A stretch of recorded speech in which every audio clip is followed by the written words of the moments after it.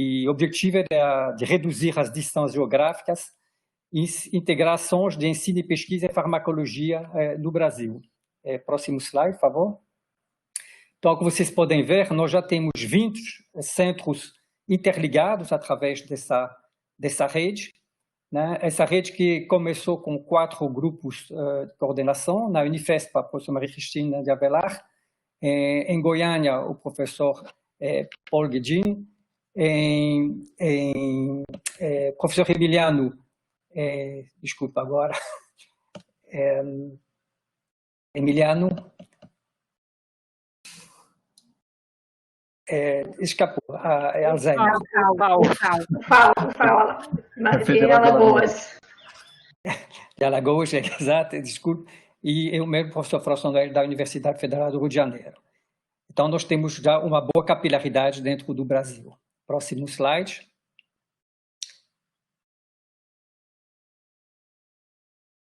Bom, então, como sempre, a gente está solicitando alguma atenção para que não haja problema técnico durante a sessão.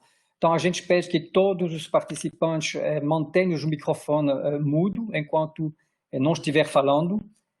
Vocês podem fazer perguntas e comentários pelo chat e tem a professora Alexandra que vai coordenar a sessão, que vai cuidar, então, de avaliar as perguntas. A estrutura da sessão, então, tem essas informações gerais, durante 5 minutos, mais ou menos. A professora Alexandra vai fazer a apresentação do tema e da palestrante, a professora Janaína, que vai ter de 30 a 35 minutos para fazer a apresentação do tema, deixando um tempo maior para o debate, que é o ponto forte desse ciclo farmaco. E encerraremos com algumas informações para o registro da presença. Essa sessão toda está sendo registrada, está gravada, e depois será acessível no site da Sociedade Brasileira de Farmacologia. Esse slide será apresentado também no final da sessão. O aspecto importante é de que vocês têm que registrar a sua presença até meia-noite de hoje, impreterivelmente, e o código será esse código aqui. Tá? Esse slide será representado, então, para você ter o passo, o link para você marcar essa presença. É fundamental para que nosso ciclo farmaco consiga, então, se manter dentro da rede. Próximo slide, por favor.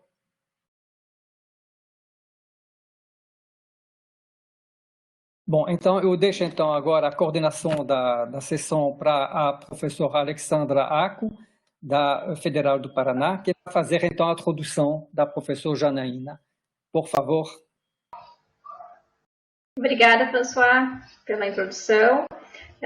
Bom dia a todos. É uma satisfação participar de mais esse SIG Farmaco e agradeço aos organizadores do SIG Farmaco pela oportunidade de condução dessa sessão, na qual nós teremos a grata presença da professora Janaína Menezes Sanovelli, da Universidade Federal do Paraná, apresentando uma palestra na sua linha de pesquisa. Então, a professora Janaína, fazendo uma breve apresentação, ela é formada em farmácia e bioquímica pela Unesp, tem mestrado e doutorado em farmacologia pela USP de Ribeirão Preto, tem pós-doutorado pelo NIH nos Estados Unidos, em Baltimore, e há alguns anos já é professora do Departamento de Farmacologia da UFPR, onde orienta mestrado e doutorado junto ao programa de pós-graduação em farmacologia dessa universidade, atuando no tema de psicofarmacologia.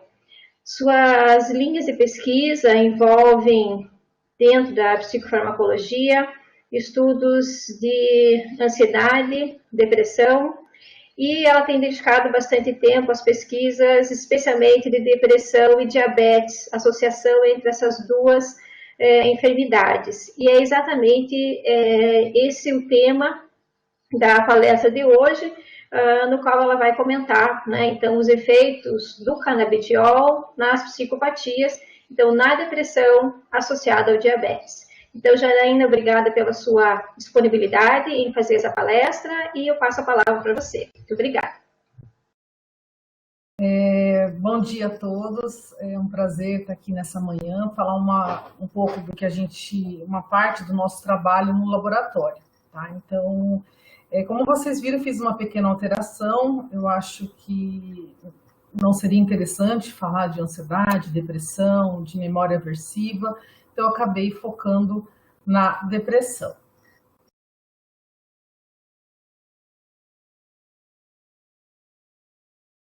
Estou com dificuldade para passar os slides, mas... então, nós abordaremos a prevalência do diabetes e da depressão no mundo, né? Também vou falar do impacto dessas doenças no sistema nervoso central e por que buscar novas alternativas de tratamento da depressão associada ao diabetes. E nesse sentido, então, nós vamos entrar aqui no tema, né, no canabidiol, abordando alguns estudos que mostram evidências do canabidiol na depressão, associada ou não ao diabetes, e, por fim, as possíveis vantagens do canabidiol na depressão associada ao diabetes. Por que estudar o diabetes, né? O diabetes é uma doença crônica de emergência de saúde global, e aqui, segundo a Federação Internacional do Diabetes, esses dados são de 2019, eles ressaltam aqui a alta prevalência dessa doença no mundo. Então, se a gente for olhar aqui em 2019, 463 milhões de pessoas tinham diabetes, né? E a prospecção estimativa é de que em 2045 isso alcance 700 milhões de pessoas com a doença. E a gente vê que na nossa, aqui América Central e América do Sul, essas estimativas é a região de maior taxa, né, de prevalência, de maior estimativa, né, de 32 mil milhões de pessoas com diabetes em 2019 para 49 milhões em 2045.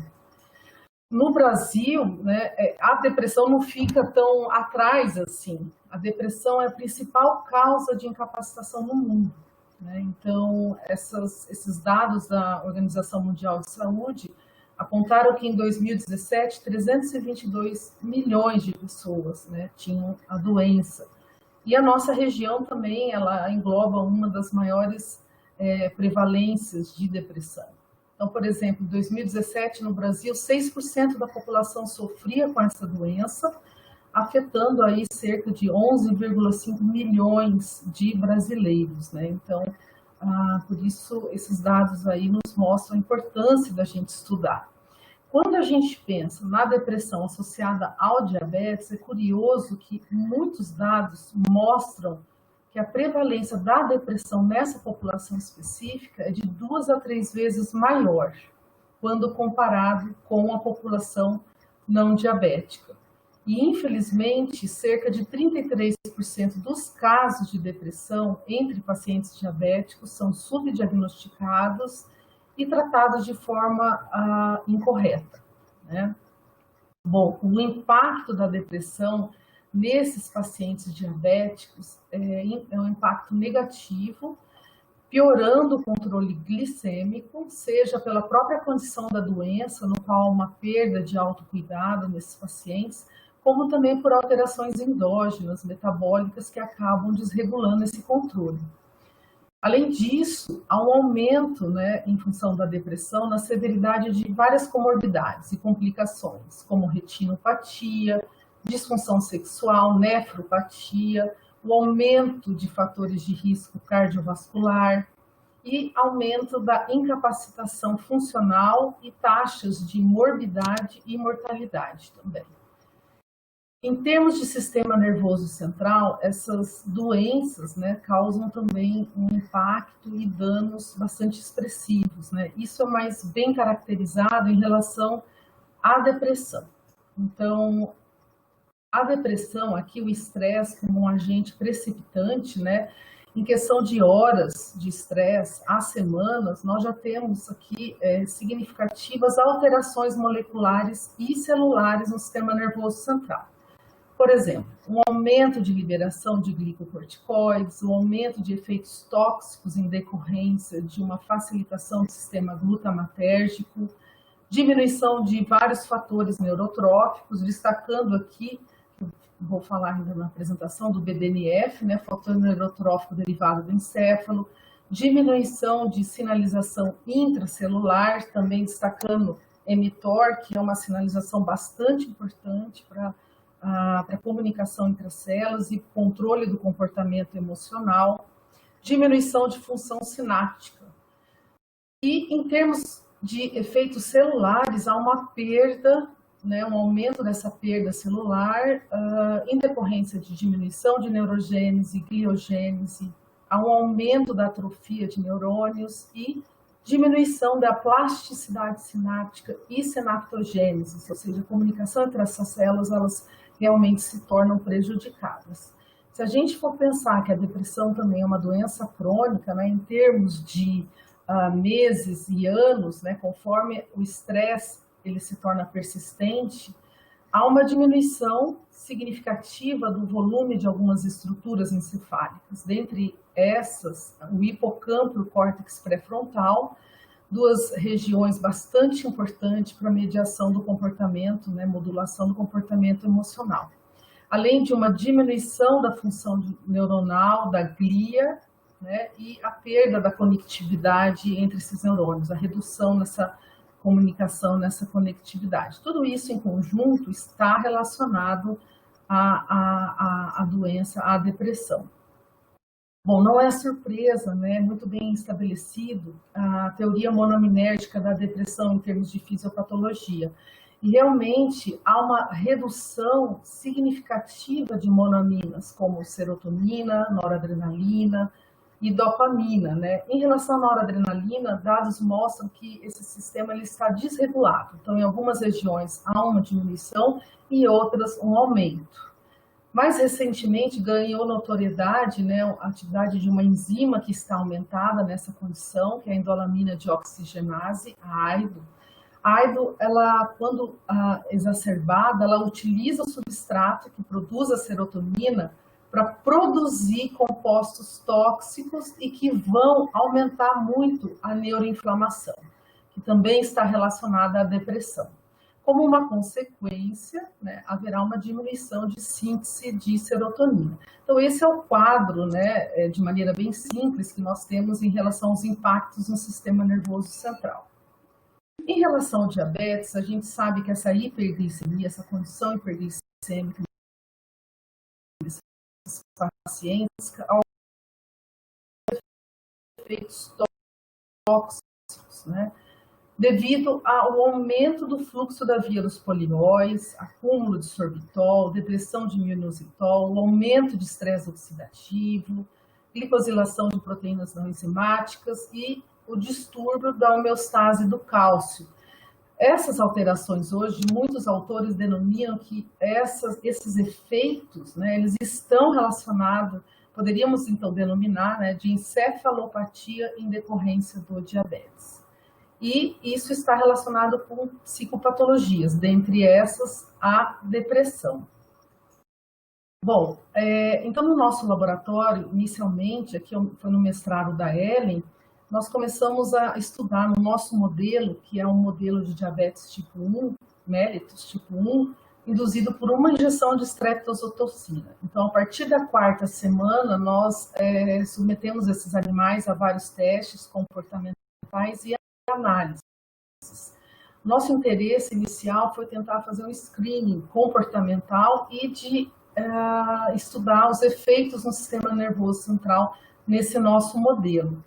Então, aqui vocês podem observar que são dados comportamentais, né? Os animais foram submetidos ao teste de natação forçada, um teste muito utilizado para screening de drogas antidepressivas.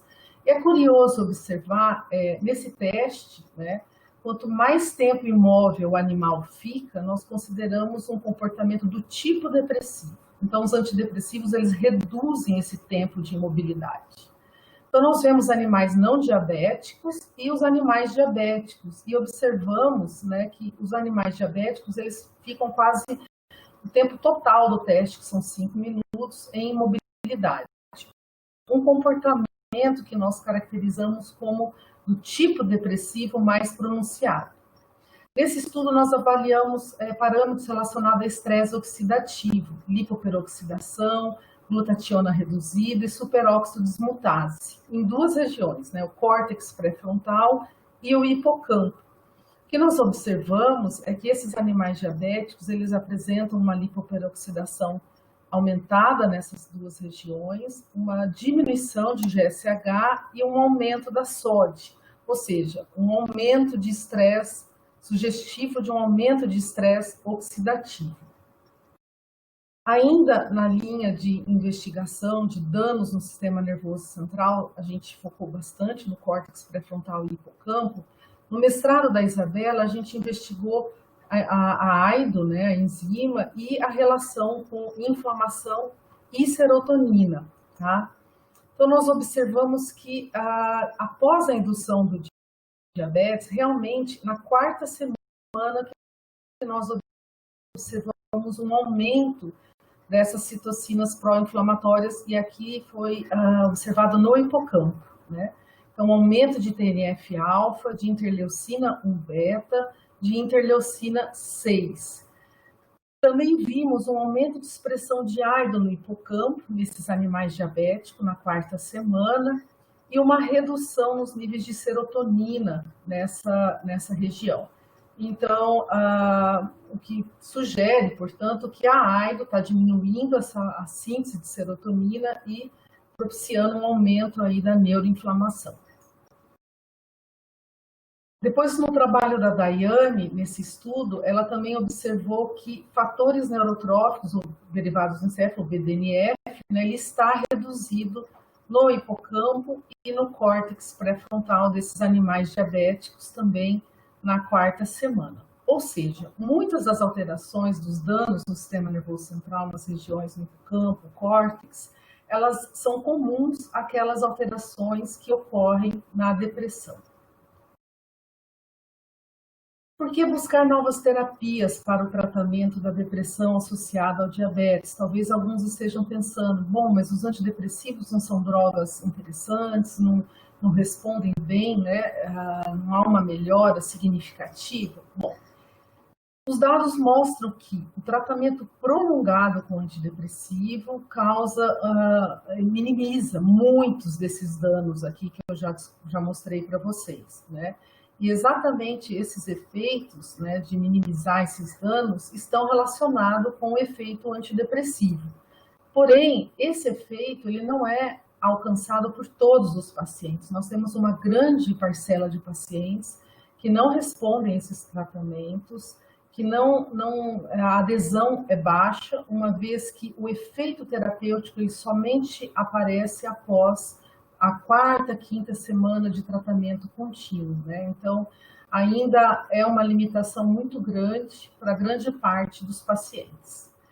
E quando a gente pensa no uso do antidepressivos em relação à população diabética, essas limitações e o desafio é maior ainda, porque muitos antidepressivos, eles alteram a glicemia desses pacientes, ou para mais ou para menos, o que para o paciente diabético é algo bastante complicado.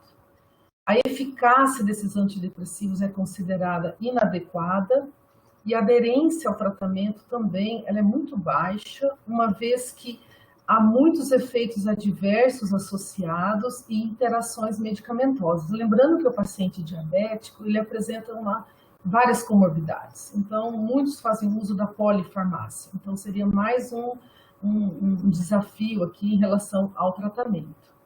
E a piora de algumas comorbidades, dependendo do tipo de antidepressivo, então nem todos são indicados para o paciente diabético. Além da característica dessas drogas, né, que é a resposta lenta e a remissão da depressão não ser completa, mesmo após um tratamento de 1-2 anos, né? Então, isso justifica a busca por novas terapias. Seria o canabidiol uma alternativa para o tratamento da depressão? Então, antes de entrarmos nessa questão, é importante eu enfatizar com vocês que o canabidiol ele é um fitocannabinoide mais abundante ali na cannabis, ele não é psicotomimético e, em termos de alvos farmacológicos, podemos dizer que o canabidiol ele não é um composto seletivo, ele atua em multi-alvos, tá? ele tem uma baixíssima afinidade por receptores canabinoides tipo 1 e 2. Porém, ele inibe uma enzima que degrada a anandamida, que é um endocannabinoide. Uma vez essa enzima inibida, nós teremos um aumento desse endocannabinoide, que tem uma atividade, uma ação agonista em receptores CB1, CB2 e vaniloides tipo 1, né? Então, uma ação indireta aqui nesses receptores. E o canabidiol também tem uma ação direta como agonista em receptores vaniloides tipo 1, receptores de serotonina 5-HT1A, PPAR-gama e também outros, como GPR55. Então, assim, o mecanismo é bastante amplo, né? O interesse em se estudar o potencial terapêutico de canabidiol na depressão, ele é recente, né? Então, no PubMed, se vocês colocarem canabidiol e depressão, vocês vão observar que o grande avanço o interesse aumentou a partir de 2010. Vocês sabem que o canabidiol é potencial terapêutico para várias doenças, um dos grandes focos são doenças neurológicas, epilepsia, doenças que envolvem comportamento motor, mas ele tem uma ação bastante ampla em outras psicopatologias. Em relação à depressão, o interesse se deu maior a partir de 2010. O primeiro estudo que mostrou um efeito antidepressivo do canabidiol em animais, né, numa dose intermediária, foi conduzido pela professora Sâmia, em parceria com o professor Guimarães, lá de Ribeirão Preto. Então, nesse estudo, eles avaliaram os animais no teste de natação forçada. Esse teste ele permite avaliar comportamentos ativos também, tá? De escalada e de natação. Quanto maior os comportamentos, maior tempo de comportamento ativo e menor o tempo de imobilidade, isso é caracterizado como antidepressivo. E aqui eles avaliaram o tempo de mobilidade dos animais. Então, a gente observa que o canabidiol ele diminui esse tempo de mobilidade, caracterizado como efeito antidepressivo, de maneira semelhante ao controle positivo usado, que foi a imipramina, né, o antidepressivo.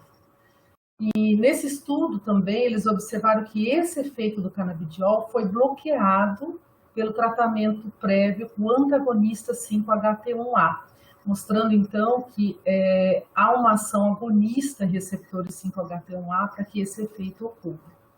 Ainda falando em serotonina, né, os autores também observaram no outro estudo que se inibir previamente a síntese de serotonina com paraclorofenilalanina, esse efeito antidepressivo do canabidiol, de reduzir o tempo de imobilidade, ele é bloqueado. Ou seja, mostrando que para o efeito antidepressivo há uma dependência dos níveis de serotonina no sistema nervoso central. Bom, um dos grandes desafios, como eu já falei, é a demora para que o efeito terapêutico ocorra em relação aos antidepressivos. E em casos graves de depressão, ideação suicida, isso não é nada interessante, né? Então, também há uma busca urgência por novas terapias nesse sentido, em função dessa limitação. Então, nesse estudo, né, os autores investigaram a ação aguda do canabidiol. E aqui é um dado mostrando também no teste de natação forçada esse efeito antidepressivo após uma única injeção. E um efeito que é interessante, né, que ele foi sustentado, ou seja, após 7 dias dessa única injeção, esse efeito foi mantido. Então, isso nos lembra, né, da ketamina, que se tornou bastante notória por ter essa ação rápida também, né, e que pode ser usada em casos graves e urgentes de depressão. Nesse trabalho, os autores investigaram várias vias e densidade de sinapse, plasticidade sináptica, e observaram que uma injeção aguda é capaz de alterar a plasticidade, né, o que estaria relacionado a esses efeitos benéficos aí de uma injeção do canabidiol. Então, essa seria uma possível vantagem do canabidiol, né, em relação aos antidepressivos. Esses dados foram reproduzidos em outro teste também, que é o teste de desamparo aprendido, né, no qual eles usaram ratos, então confirmando essa ação aguda do canabidiol. Eles viram que essa única injeção já foi capaz de aumentar a BDNF, tanto no hipocampo quanto no córtex pré-frontal. Nesse mesmo estudo, os autores estudaram uma via de sinalização, que é a via BDNF, né, ação tirosina quinase B, o receptor, e mTOR. Por quê? Porque já era sabido que a ketamina, a ação aguda da ketamina, ativava essa sinalização. E eles tiveram interesse, então, de ver se canabidiol teria um efeito, uma ação similar em termos de sinalização. Então, eles usaram antagonistas de tirosina quinase B, inibidores de mTOR, e confirmaram que, sim, o canabidiol ele recruta essa sinalização, né, uma única injeção. Então, provavelmente, isso esteja relacionado a essa ação rápida e sustentada do canabidiol. Essa seria uma vantagem bastante interessante, né, em casos mais graves e de pacientes refratários. E no diabetes? Seria também o canabidiol um composto interessante para o tratamento da depressão, especificamente associado ao diabetes? Então, nós, no início do doutorado da Ellen, né, nós começamos a investigar o sistema endógeno, né, para ver se haveria algum tipo de alteração, e avaliamos vários parâmetros, né?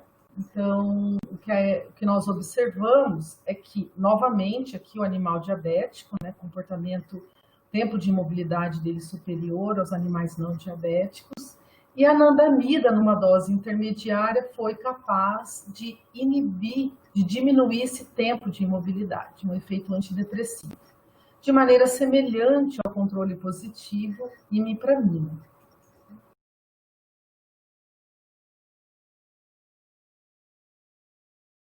Bom, nesse mesmo estudo, nós também avaliamos a frequência de comportamentos passivos, aqui está bem pequenininho, né, imobilidade, a escalada e a natação. Por quê?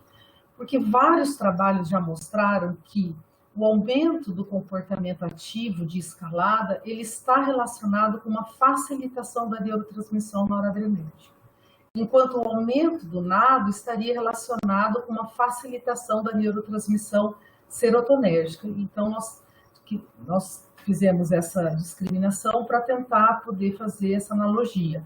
E o que nós vemos? O animal diabético, né, novamente, com essa mobilidade maior de frequência, as frequências de escalada e natação são menores, né, então, um comportamento do tipo depressivo mais pronunciado, e a anandamida, 3 injeções nesse estudo, ela foi capaz, então, de diminuir a imobilidade e aumentar tanto a escalada quanto a natação desses animais diabéticos.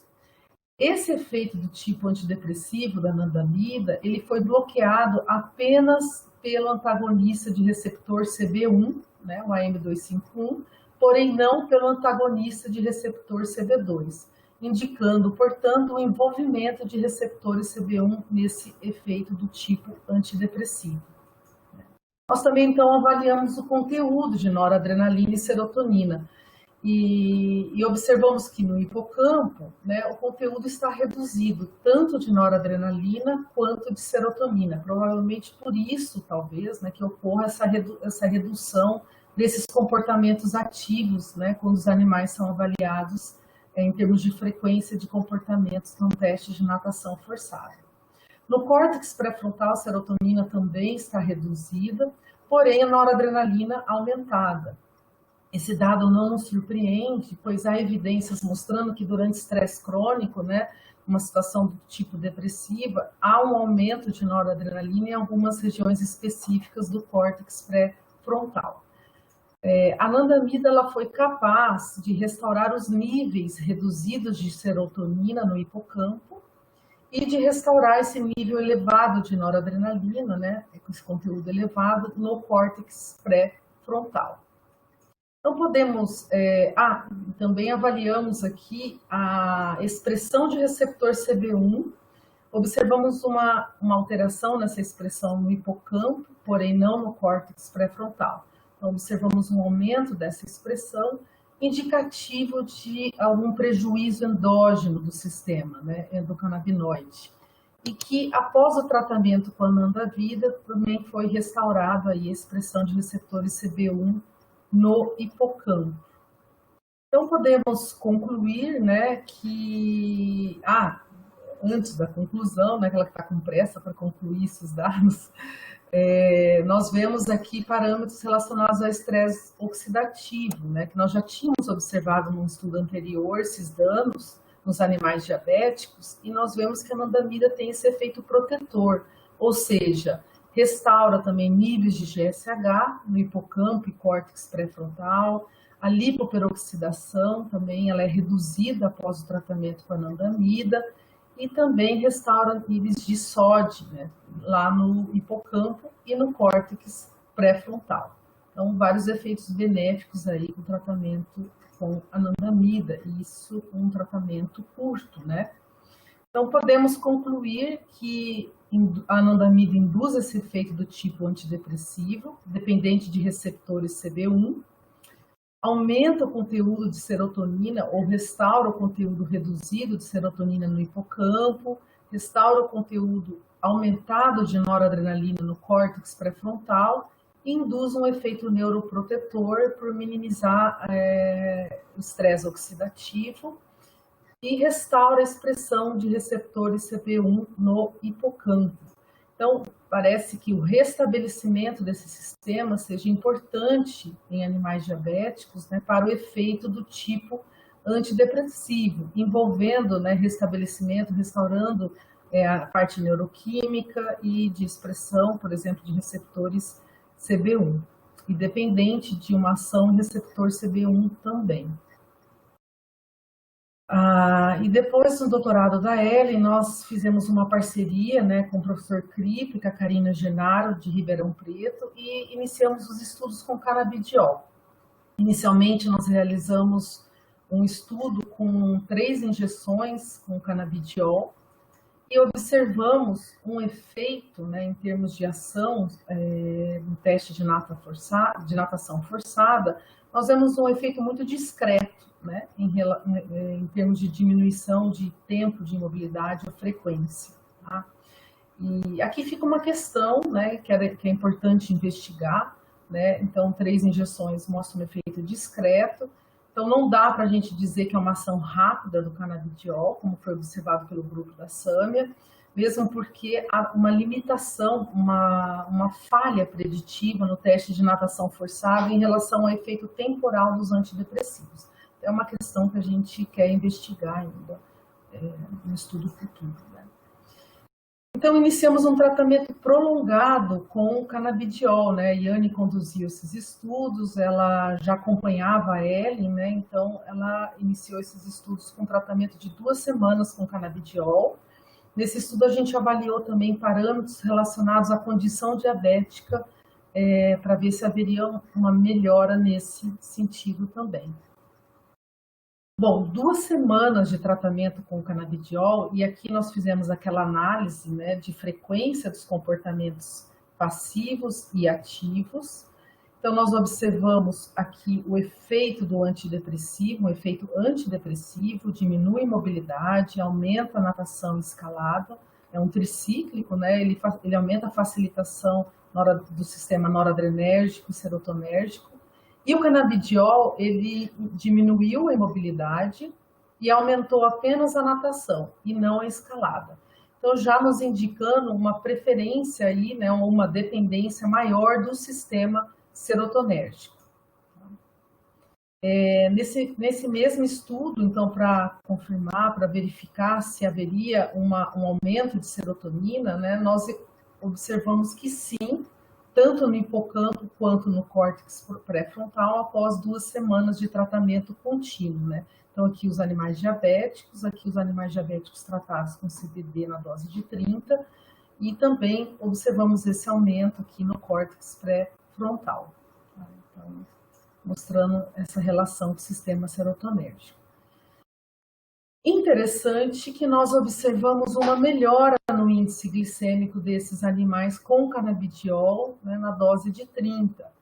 E com o antidepressivo, ele não é capaz de alterar nem a glicemia e nem a redução no ganho de peso característico desse modelo, né? Então, já o canabidiol melhorou bastante, né, esse prejuízo de ganho de peso corporal. Então, são 2 dados que chamaram bastante atenção. Nós também analisamos o conteúdo de insulina plasmática nesses animais e observamos que, apesar do antidepressivo não alterar, o canabidiol, ele aumentou a insulina plasmática desses animais diabéticos após 2 semanas de tratamento.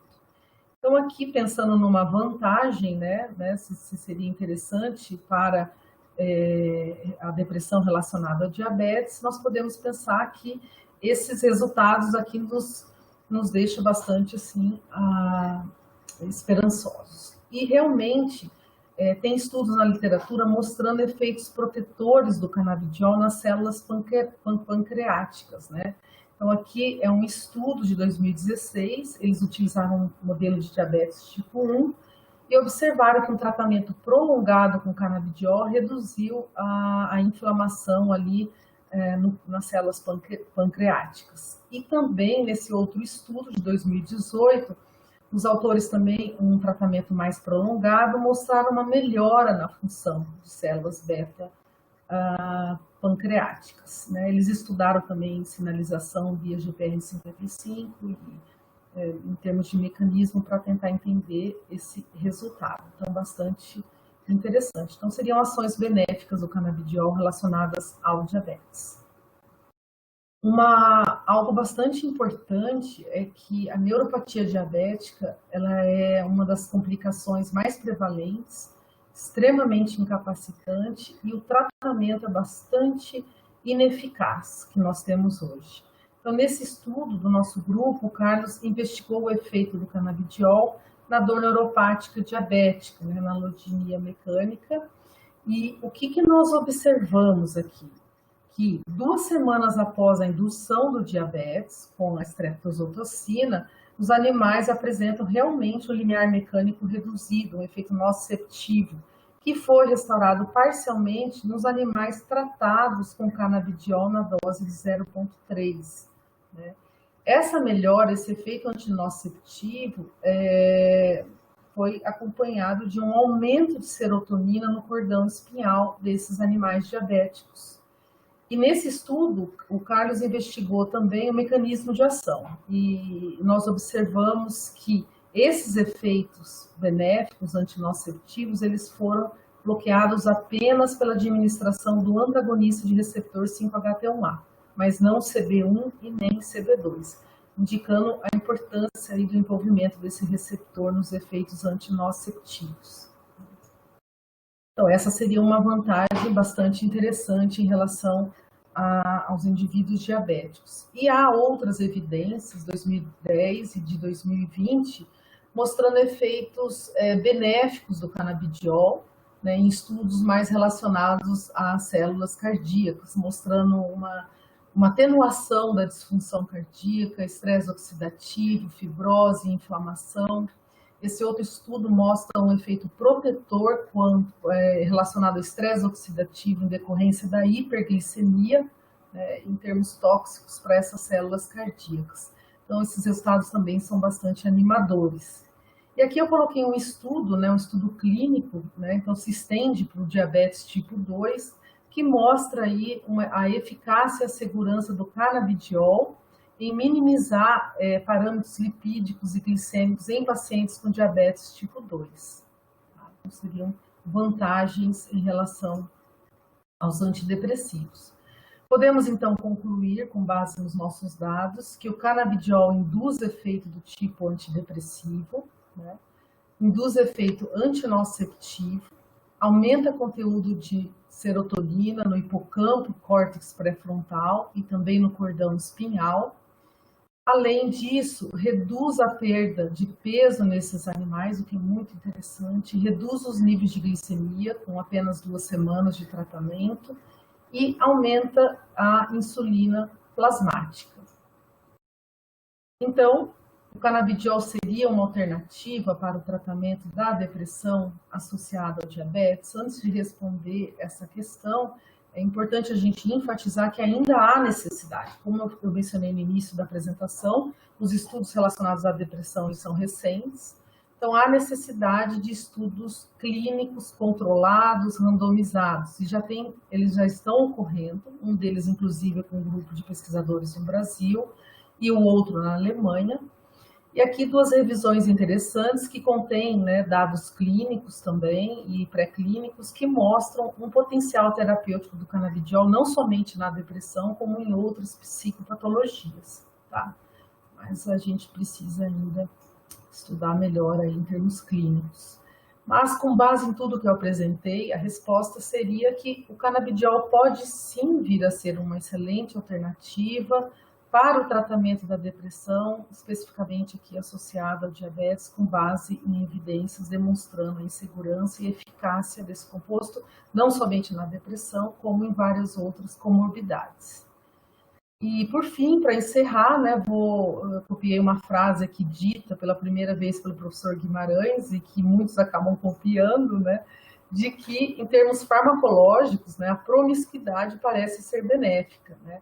Então, nós, enquanto farmacologistas, ficamos durante muito tempo procurando um único alvo, uma ação certeira ali, né, para que tenha aquela ação específica. E hoje, o canabidiol vem nos desafiar, mostrando que, às vezes, uma ação não tão específica, né, ou mais abrangente, pode ser muito interessante, principalmente para doenças crônicas e que causam danos, né, periféricos e centrais. Ou seja, esse efeito global, desse multi-alvos, ele acaba tendo um efeito interessante em minimizar aí várias alterações relacionadas a doenças, né?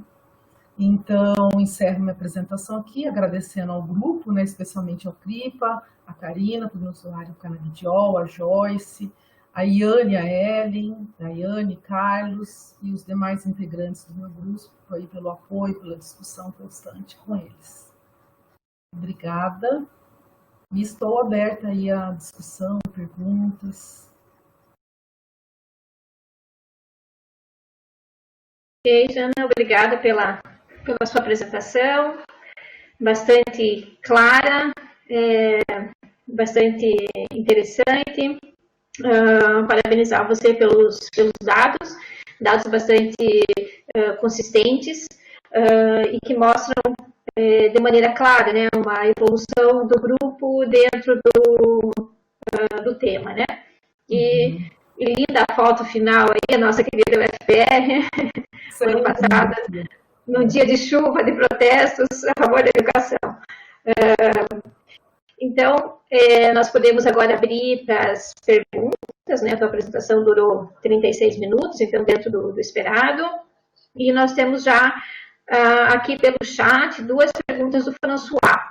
Então, lembrando que as pessoas podem fazer as perguntas pelo chat, ou se alguém se sentir mais à vontade em utilizar o microfone, também tudo bem. Então, a primeira pergunta, Jana, do François, o efeito do canabidiol no receptor 5-HT1A parece indireto, já que a afinidade para a ligação é baixa, um KI, uma constante de inibição de 10 micromolar. Como seria esse mecanismo indireto? E ele emenda uma outra questão, talvez. Você quer falar, François? Não, e a segunda questão dele, que está correlacionada também com essa, né? Se você tem algum dado de qual seria a concentração do canabidiol no sistema nervoso central, nesses animais ou em humanos, e qual seria a concentração plasmática livre máxima alcançada. É difícil achar os dados confiáveis na literatura.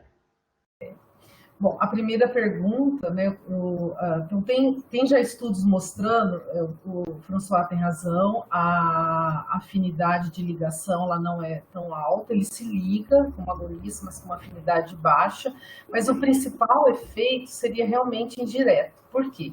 O canabidiol, ele tem estudos mostrando de maneira bem bonita que no córtex pré-frontal, eu não me lembro se é pré-límbico ou infralímbico, acho que é pré-límbico, tem uma modulação, né? Então, via indireta anandamida, né? Uma desinibição de neurônio serotonérgico.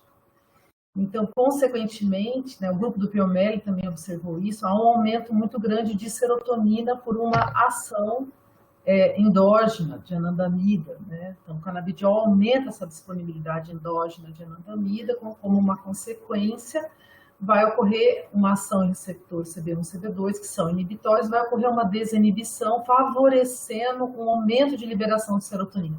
Então, além do canabidiol se ligar de maneira direta, apesar da baixa afinidade, em receptor 5-HT1A, nós vamos ter um aumento de serotonina que também vai ativar esse receptor, né?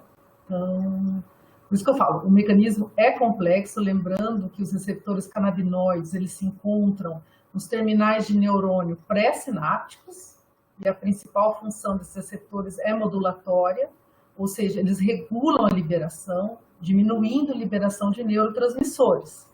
Então, se ele tiver num neurônio inibitório, menos com menos dá mais. Se ele tiver num neurônio excitatório, ele vai diminuir. Então, por isso que o efeito, né, ele acaba sendo bastante complexo nesse sentido. A segunda, deu para a segunda pergunta do François, eu não saberia dizer, eu concordo contigo, que é difícil achar um dado confiável na literatura.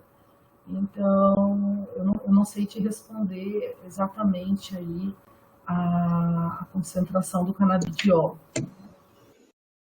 Pelo menos por enquanto, com os poucos dados que nós temos, assim, ainda é uma questão importante, né, mas que eu ainda não tenho uma resposta, né, sobre isso. Eu desconheço, assim, um dado confiável. François, quer fazer algum comentário a respeito? O microfone está desligado. Ah, ligou. Não, realmente eu estava procurando e parece confuso, sobretudo alguns dizem que se liga muito à proteína plasmática, outros que não. Eu não consegui apurar isso, mesmo com alguns dos autores que publicaram, e não, aparentemente não tem nenhum dado de concentração no sistema nervoso central por microdiálise, por exemplo, que seria o ideal. Aí, como você está muito ligado ao assunto, de repente você tinha alguma coisa mais atual. Tá, obrigado, Vera. Imagina. Obrigada, François. Bom, nós temos uma outra pergunta, Jana, da Joyce Gomes, e ela questiona se já estão ocorrendo estudos de fase 1 e fase 2 e fase 3 com o canabidiol, ou ainda está na fase pré-clínica. No finalzinho da tua apresentação você comentou alguma coisa, né? Então, estão ocorrendo, já tem dados clínicos, né? O pessoal de Ribeirão Preto, eles têm alguns dados do potencial terapêutico do canabidiol, ansiedade, psicose, depressão, né, mostrando efeitos benéficos do tratamento. E agora está sendo conduzido um estudo clínico mesmo, com um número alto de pacientes, no qual estão fazendo todos os controles. E eu acredito que em breve a gente vai ter, né, a priori, até 2020, 2021, a gente vai ter esses dados aí para ter mais segurança em termos clínicos do uso do canabidiol, né? Mas nesse caso, Jana, que você está comentando, é de pacientes depressivos ou depressivos e diabéticos? Não, depressivos. Em relação especificamente à depressão, então tem dados clínicos relacionados ao diabetes, né? Inclusive do próprio grupo do CRIPA, eles têm interesse nisso, mas da depressão associada ao diabetes, ainda não. Né? Então, tem isolados em relação a comorbidades relacionadas ao diabetes, não psicopatologias. Né? Como eu disse, assim, parece ruim dizer isso, mas a psicopatologia acaba sendo ignorada nesses pacientes diabéticos, a depressão, a ansiedade, fica uma coisa assim, né? Ele tem doenças alterações cardiovasculares, renais, oculares, enfim, mas se dá mais importância aos efeitos orgânicos, entre aspas, e menos agora de origem psicológica. Quem começou a ter esse interesse foi o nosso grupo, juntamente com o CRIPA. Ele falou, não, ele estuda depressão, ansiedade, aí tem dados com diabetes, ele falou, vamos ver se, em termos pré-clínicos, né, se a gente conseguiria observar no modelo alterações sobre parâmetros do diabetes e comportamentais, né? Então, ainda é algo bastante incipiente que a gente precisa estudar mais. Um bom campo pela frente, né? Sim. Tem mais uma pergunta, Janaína, da Vanessa Benjamini. Oi, Vanessa. Que bom que você está aí. Primeiro, ela parabeniza você pela excelente apresentação e ela faz um comentário. Eu fiquei pensando o seguinte: várias condições diferentes, como diabetes, doenças inflamatórias, exposição a xenobióticos, como os organofosforados, induzem aumento de inflamação e estresse oxidativo no encéfalo e aumentam o risco de desenvolvimento de doenças mentais, como a depressão.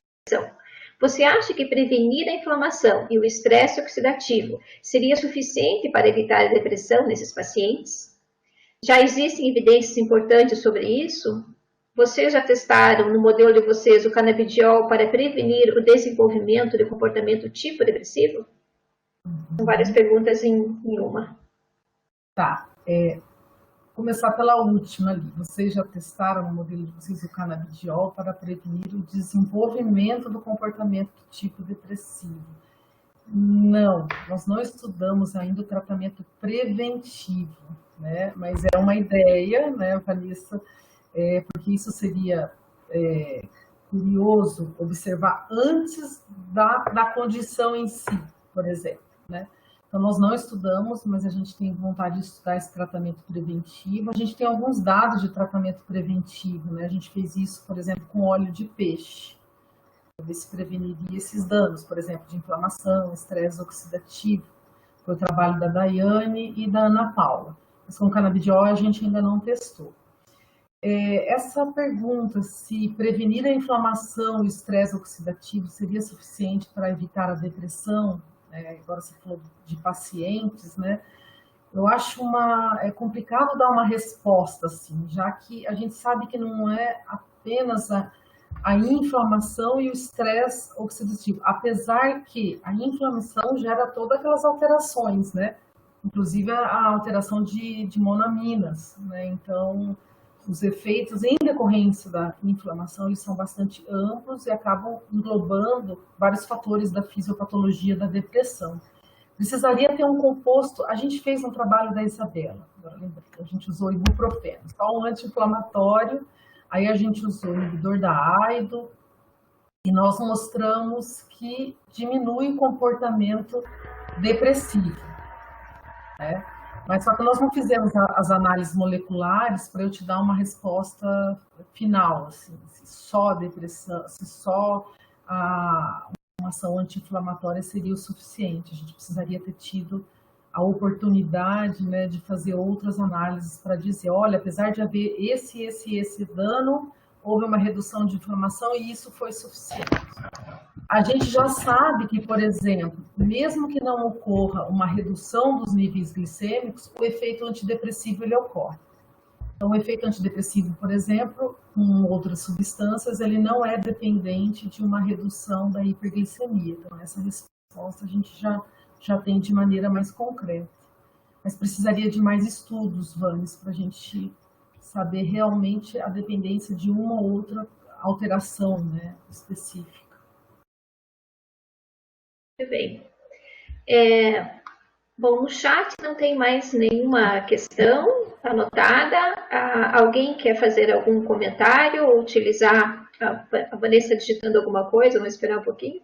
Alguém quer fazer mais uma pergunta ou algum comentário usando o microfone?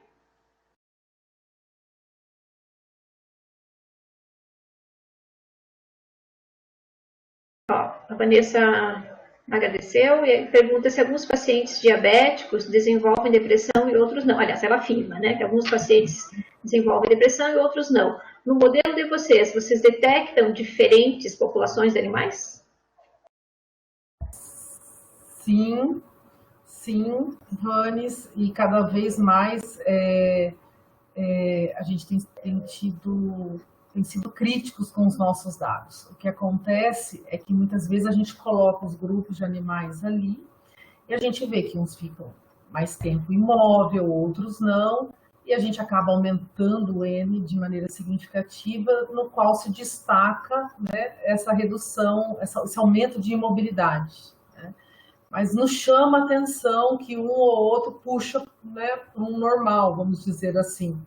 Então, essa é uma ideia também de um trabalho que seria super interessante e curioso, né? Pegar um número X e fazer essa discriminação, né? E ver até em termos de porcentagem os que apresentam realmente um comportamento expressivo ou não. A gente ainda não fez isso, a gente acaba usando um N grande e aí o efeito geral que se sobressai é o comportamento do tipo depressivo mais pronunciado. Mas a gente a gente observa, sim, Vanes, essa característica no nosso modelo, né? E parece que a maioria dos animais, eles apresentam esse comportamento mais expressivo, mas tem uma parcela que não. Ô, Jana, eu fiquei pensando a respeito da AIDO, que você mostrou, né? Vocês trabalharam isso no mestrado da Isabela, né? E na literatura, tem alguma coisa a mais, assim, da manipulação farmacológica da AIDO como um alvo para tratamento dessas enfermidades? A minociclina, por exemplo, hoje, eu não sei como que está, talvez alguns dos colegas saibam, ela foi utilizada durante um bom tempo, agora para depressão eu acho que não, mas ela é um inibidor indireto dessa enzima, né? Mas ainda não tem, vamos dizer, uma droga que foi sintetizada para atuar exatamente na AIDS, pelo menos... Seletivamente, eu acho que talvez seria mais difícil, né? Tem bastante estudos em animais mostrando a importância, né, de todo que as consequências de uma hiperativação dessa enzima, uma hiperatividade, que a própria neuroinflamação induz isso na enzima. Então, vira um ciclo, né? Tanto a AIDO aumenta a condição inflamatória, quanto a inflamação também vai aumentar a atividade da AIDO, como uma consequência, a redução de serotonina. Então, é tudo tão ligado, né? A diminuição de serotonina, o aumento de inflamação, assim como o BDNF, tem uma relação cíclica também. O BDNF aumenta a transcrição de genes relacionados ao sistema serotonérgico, e a própria serotonina também vai aumentar a produção de BDNF. Por isso que aquela pergunta que a Vanessa fez, eu acho difícil, porque todos os mecanismos são meio interligados, né? Exatamente, não são coisas totalmente independentes. Ô, Jana, e mais uma coisa, eu acho que tem alguém que está digitando o André Pulpo aqui, mas a pergunta não apareceu ainda. Eu fiquei pensando, talvez eu tenha perdido alguma coisa da tua apresentação, quando você comentou do canabidiol de aumentar a insulina plasmática, né? E aumentou a insulina, diminuiu um pouco a glicemia. Esses dados foram nos animais diabéticos induzidos por estreptozotocina? Sim. Que, teoricamente, você tem uma destruição das células beta, né, pela estreptozotocina. Então, assim, há uma recuperação pancreática. Da onde que vem essa insulina? Essa destruição, ela não é 100%, né? Então, há uma regeneração. Eles falam em efeito de regeneração. Tem um estudo que fez com o modelo tipo 1, ele mostra esse efeito de regeneração ali nas células beta-pancreáticas. Nós temos uma densidade alta de receptores canabinoides ali nas células beta e outras células pancreáticas, né? Então, tudo indica, né, os dados indicam esse efeito protetor ali. Mesmo num modelo tão, vamos dizer assim, invasivo, né, de destruição maciça ali das células beta, o pouco que resta... Vocês não chegaram a avaliar essas células, mesmo histologicamente? Nós tentamos, Ali, mas, nossa, era meio gelatinoso, os meus alunos... Quando esse rato não é fácil. A gente até tem dados, mas assim, outros grupos já avaliaram. Por exemplo, nós conseguimos avaliar no outro trabalho, né, nós vimos o peso, né, reduzir. Mas nesse trabalho com canabidiol especificamente, a Yane tentou, mas os dados, né, não foram muito certos, assim, de peso, né? A gente queria ter feito outras análises. Felizmente, nós achamos na literatura que tinha já feito essa avaliação nesse nosso modelo, né? Mostrando essa ação protetora. Interessante. Tem uma pergunta do Emiliano agora, Janaína. Inicialmente, te parabeniza pela apresentação, pelos trabalhos. E seguindo a pergunta que previamente eu lhe fiz, essa questão da insulina. Ele pergunta se os efeitos do canabidiol na elevação dos níveis plasmáticos de insulina se devem às ações diretas sobre o pâncreas ou indiretas decorrentes do aumento da atividade muscular. Tá. Não, ainda não há estudo estudando essa relação em relação à atividade muscular. Então, pode ser que seja um efeito somatório, tá? Eu só sei dos estudos que nós temos, porque como os estudos, né, do canabidiol, eles não são, quer dizer, alguns são muito antigos, mas se tornou notório agora, né, em relação a partir de 2000 em relação ao diabetes, né? Então, o que nós sabemos hoje em termos de evidência é em relação ao pâncreas, né? Essas células pancreáticas. A gente ainda não tem dados relacionados à atividade muscular, mas pode ser que sim. Talvez futuramente a gente venha observar que é um efeito de somatória, né? E há uma pergunta do André Pupo. Bom dia, André. Obrigada por prestigiar a nossa apresentação, nosso presidente da SBERT. Inicialmente, ele parabeniza e agradece pela excelente apresentação e comenta, de fato, os efeitos do canabidiol na glicemia e no ganho de peso no modelo de diabetes são muito interessantes e isso pode ser importante diferencial em relação aos antidepressivos clássicos. Tenho curiosidades sobre os mecanismos envolvidos no ganho de peso causado pelos antidepressivos clássicos. A hipótese ainda envolve neurotransmissão histaminérgica e noradrenérgica? Sim. Em relação à alteração de peso, sim. E serotonérgica também. Então, no controle dos centros de saciedade e tal, esse aumento, né, na neurotransmissão de noradrenalina, serotonina, acaba alterando aí a ingesta, o apetite, os efeitos de estar bem, né? Não preciso comer, então tem o hipotálamo. O hipotálamo é uma região que bastante envolvida, né, nesse controle. Então, até o momento, pelo que eu sei, né, a hipótese em relação aos antidepressivos e a ingesta, essa alteração para mais ou para menos, porque nós temos antidepressivos que aumentam a disponibilidade de noradrenalina, serotonina, dopamina, os mais seletivos, né, então alguns alteram mais o peso, outros não. Serotonina, né, os inibidores, alguns emagrecem, né, fluoxetina, ela é prescrita por alguns endócrinos, provavelmente por atuar no centro de saciedade ali, causando essa saciedade nos pacientes, né.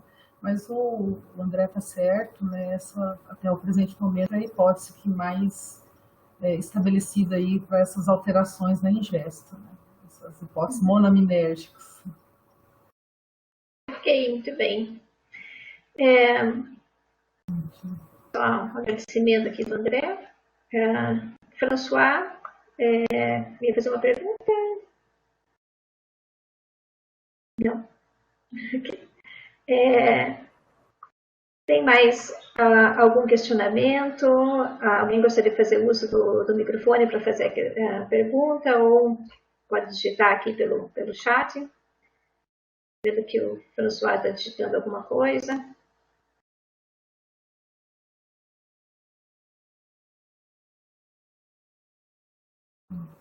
Olha só, parabeniza a você, Janaína, e a sua equipe, excelentes resultados.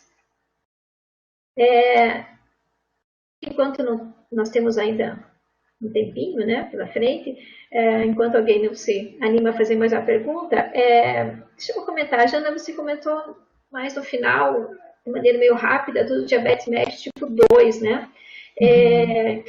Então, embora seja extremamente prevalente, né, e os números vêm aumentando muito, não tem muitos estudos, então, até do canabidiol em relação ao diabetes mellitus tipo 2?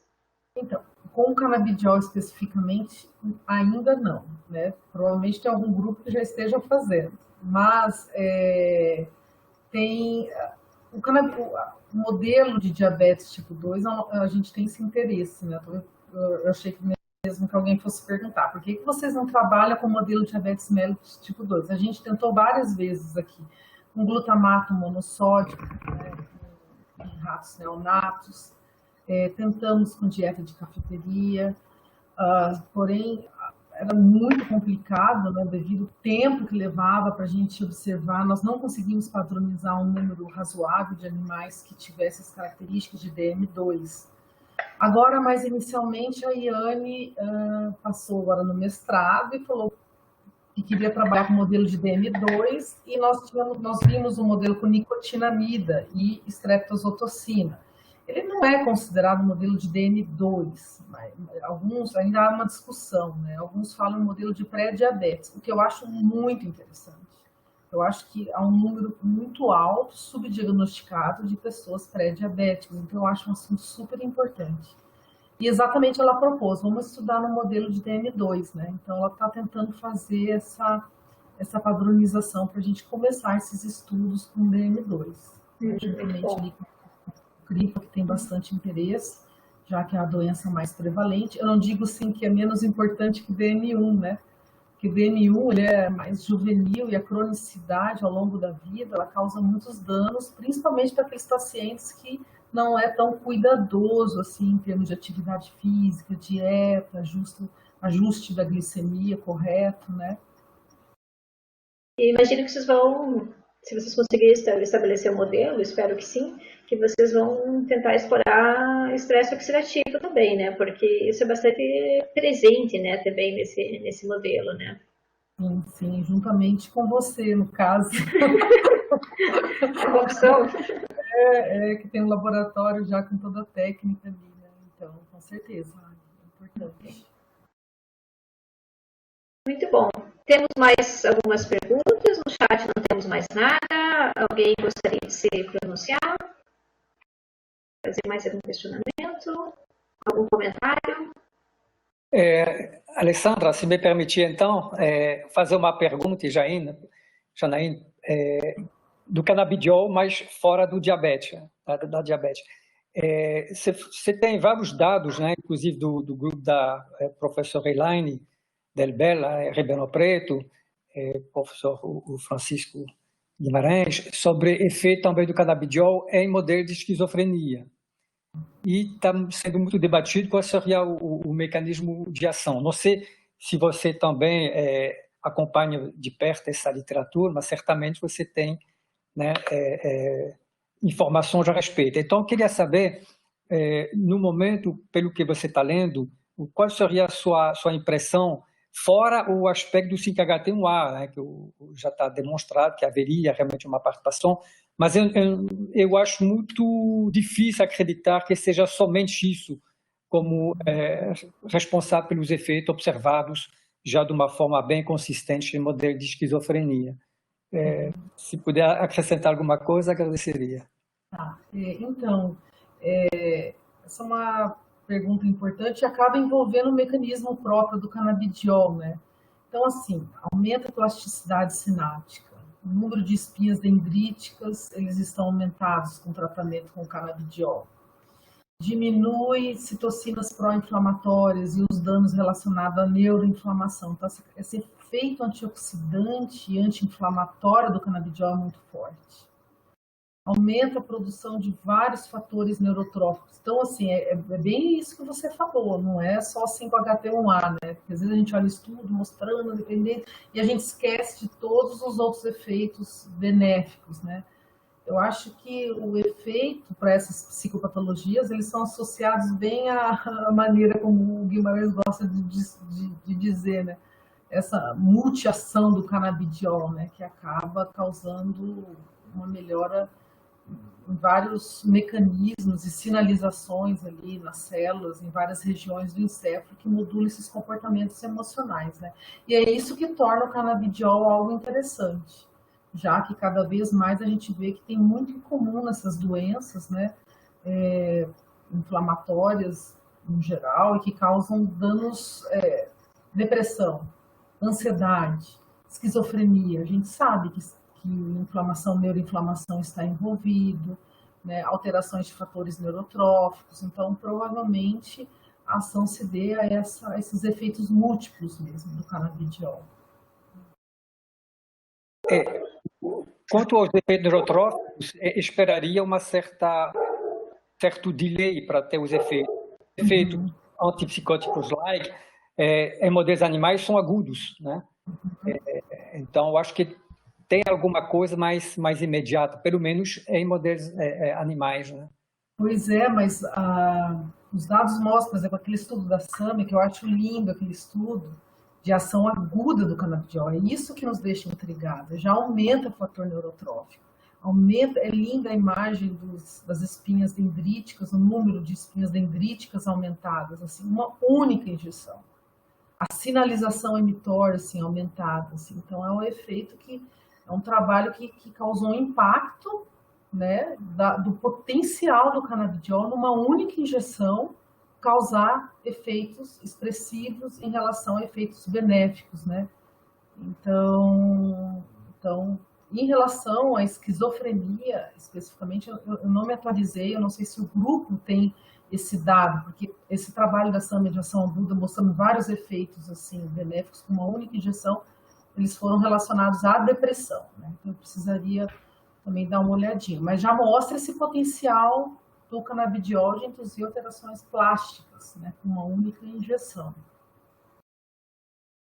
Eu acho que mais ou menos nessa linha tem um comentário, uma pergunta, só um comentário da Jamile, de Fortaleza, que o canabidiol tem sido muito estudado no tratamento do transtorno espectro autista. Não sei se você quer comentar alguma coisa, ela só comenta. Tem sim, tem estudos sendo conduzidos já em relação ao autismo também, né? São estudos, eu não acompanho, não tenho acompanhado, né? A literatura em relação ao autismo ela é vasta, né? Um aumento da prevalência dessa doença e o interesse, obviamente, da sociedade, principalmente quem trabalha especificamente nesse assunto. O que eu sei é que tem efeitos, tem estudos já mostrando efeitos benéficos também relacionados ao autismo, né? E o André faz mais um comentário, né? Na verdade, ele faz uma provocação que ele comenta, primeiro ele gostou de você colocar a frase do Francisco das Guimarães sobre a promiscuidade do canabidiol, e depois ele pergunta, alguém se lembra de alguma outra classe de droga mais promíscua do que os antidepressivos tricíclicos? De imediato eu consigo me lembrar de 6 alvos de interação numa mesma faixa de concentração.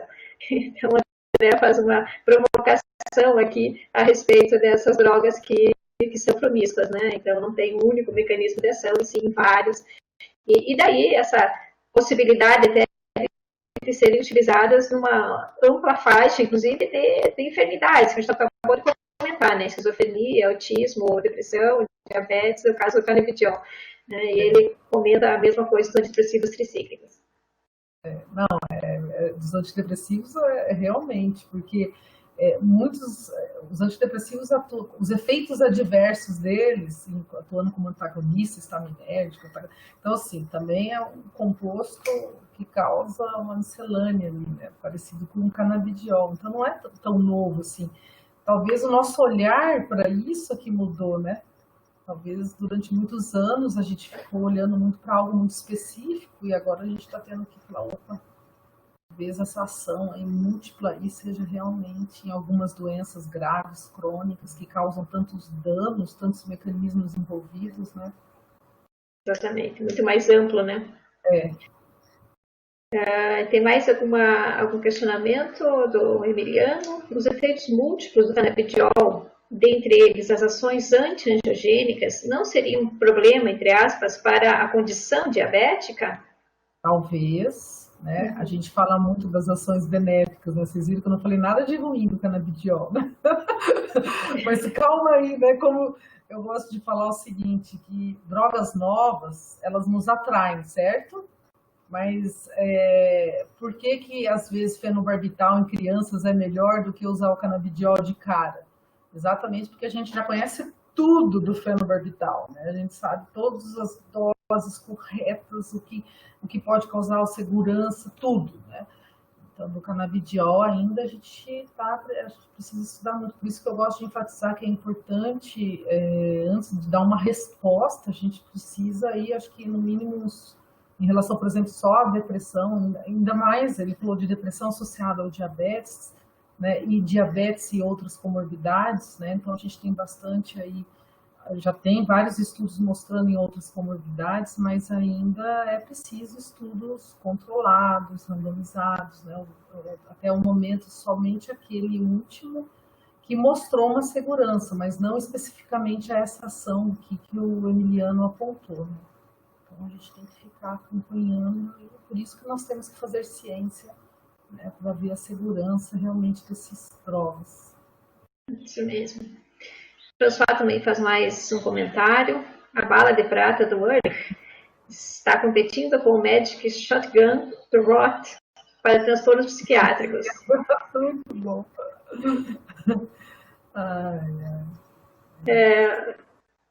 Bom, nós estamos com o meu relógio aqui 10h20, exatamente. Então, nós temos 10 minutos para finalizar. Nós temos que fazer acho que o fechamento, né? Então, se nós não temos mais perguntas, então, Janaína, agradeço imensamente a sua... Opa, François, mais uma pergunta? Antes de eu passar para você? Só vou fechar Sim. aqui com a Janaína. Tá bom. A gente tem ainda uns 3 minutos para aproveitar da Janaína. Então tá bom, vai lá. Fazer só uma discussão filosófica, né? Já que a nossa sociedade, as BEFTA, ela foi sempre muito básica, né? Mas assim como uma tendência mundial é que a gente se aproxime do drug discovery, né? E essa questão, especialmente dos transtornos psiquiátricos, né? Você falou da depressão, a gente falou um pouco da esquizofrenia, é um desafio muito grande porque tem a impressão que sempre as substâncias ativas são multi-alvos, né? Para deixar a promiscuidade do lado, que pode ser interpretado de uma forma um pouco pejorativa, né? É uma palavra que está na moda, é um desafio muito grande para nossos colegas da química medicinal, né? Você também compartilha dessa visão que, aparentemente, os transtornos psiquiátricos eles se caracterizam por ser melhor tratado com fármacos multi-alvos ou um biais meio de interesse particular, vamos dizer assim? Não, sem dúvida, compartilho dessa mesma opinião sua. Compartilho da mesma opinião. Eu vejo que cada vez, hoje, talvez antigamente a gente não conhecia tanto, né, sobre o que esses psicofármacos atuavam de maneira tão múltipla assim. Então, eu acho que com o avanço das técnicas de moleculares e tudo mais, a gente conseguiu entender até mesmo o mecanismo de ação de muitas drogas, que não é tão seletivo assim, olha só o que causa, vamos entender a alteração de algumas drogas, por exemplo, na transcrição de genes e síntese proteicas, né? Então, compartilho dessa mesma opinião. Só para complementar isso, eu acho que, também eu queria a sua opinião a respeito, talvez por uma questão, vamos dizer, histórica, né? Estava lembrando da bala mágica de prata do Ehrlich. Eu acho que durante muito tempo a própria indústria farmacêutica talvez achou por bem de identificar um mecanismo de ação, aquele para vender o produto, né? Que a questão de promiscuidade era uma questão vista negativamente. E talvez a mudança de opinião que agora multi-alvo é alguma coisa moderna, legal, que de repente não se tem medo de apresentar o fato de ter uma afinidade para outros receptores, né? Então, eu acho que também tem uma questão de paradigma de modismo, né? A ciência também sofre disso, né?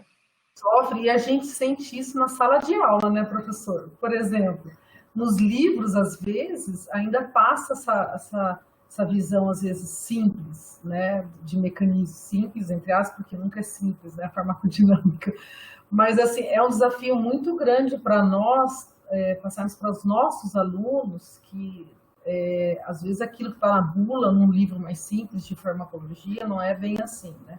Então, aprofundar os temas, né? Isso se tornou um desafio muito grande, né? A farmacodinâmica relacionada, por exemplo, à proteína G, né? Hoje, o que nós ensinávamos sobre receptores metabotrópicos, né? E a heteromerização, homodimerização, alteração que um pode aumentar. Ou seja, então, assim, eu acho que nós, farmacologistas, a gente está vivendo um período de de muita transformação em relação a vários assuntos importantes da nossa área e como transmitir de uma maneira tranquila para os nossos alunos, né?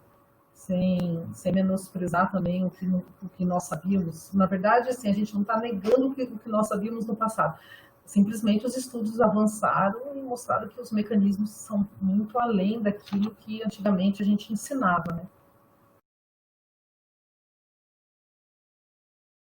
Muito bem. Obrigada. Antes de você encerrar, eu que queria agradecer mais uma vez a oportunidade. Foi um prazer aqui essa manhã estar com vocês. E muito boa essa iniciativa da SBEFT em dar a oportunidade. E agora que a gente possa manter contato, enfim, qualquer coisa estou à disposição. Um abraço a todos. Se cuidem.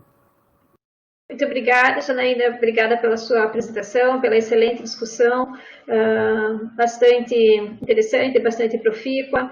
Ficamos aqui 1h30 praticamente discutindo esse assunto, né? Poderíamos ficar mais um tanto ainda, mas nós temos 5 minutinhos para fechar. Então, novamente, eu agradeço a você, agradeço a oportunidade e passo a palavra, então, para o François, para ele fazer o fechamento da sessão. E eu acho que, Jana, você continua passando os slides, então, para o fechamento da sessão. Muito obrigada. François? Sim, obrigado, Alexandra. Obrigado, Janaína. Realmente, mais uma sessão fantástica aqui do nosso SIGFARMACO. Você vê que o assunto realmente é bem atual, né? E em cima, na interface de dois transtornos assim, é super importante em termos de epidemiologia. Então, queria agradecer. E, como sempre, a gente termina chamando a atenção a todos que é muito importante que vocês façam hoje, até 23h59, o registro da sua presença. É extremamente rápido, 2 minutos vocês fazem isso, e isso permite a sedimentação, solidificação do nosso SIGFARMACO, mantendo, então, a oportunidade de ter essas salas, né, dentro do sistema RUT. Então, por favor, você entre aqui, nesse endereço aqui, tá? Presença sem cedilha, tá? Você simplesmente vai ter que informar seu CPF, o e-mail, e registrar a presença.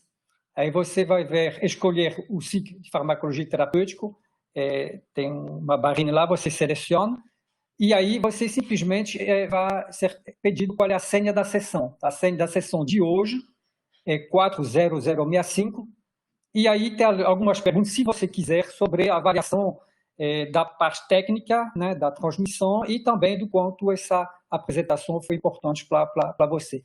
Então, em 2 minutos no máximo, você consegue fazer isso, né? Eu consigo fazer isso imediatamente para não esquecer, né? E isso é muito importante para que a gente possa, no final do ano, no nosso relatório, justificar nosso pedido para permanecer, né, com esse grupo que cada vez está crescendo. E como a professora Maria Cristina, né, que foi, na verdade, lembramos, a idealizadora desse SIGFARMACO, junto com o Paul Guidini, o Emiliano Barreto e eu mesmo, né, de talvez já esse ano ter a oportunidade, além da nossa sessão das quarta-feiras, terceira quarta-feira do mês, de ter sessões excepcionais em cima de assuntos do momento, né? Então, o SIGFARMACO não está engessado e acreditamos que possa ser uma boa ferramenta de interação com nossos colegas da farmacologia. Então, mais uma vez, muito obrigado. Estamos terminando 10h28, dentro do prazo. Esse prazo tem que ser rigorosamente respeitado, porque podemos ter o sinal cortado às 10h30, né? Então, obrigado a todos pela presença. Nós tivemos, se não me engano, 65 pessoas assistindo, né? Então, realmente é um público interessante de várias diferentes regiões do Brasil. Tchau, bom dia a todos. Obrigada. Obrigado a todos. Maria Cristina, quer falar alguma coisa?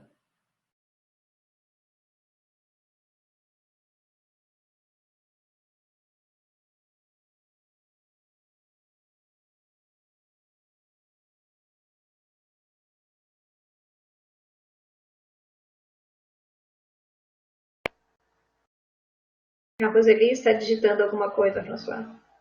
Não, terminei. Eu acho que a Cristina caiu. Eu acho também. Pelo WhatsApp, ela diz que ela tinha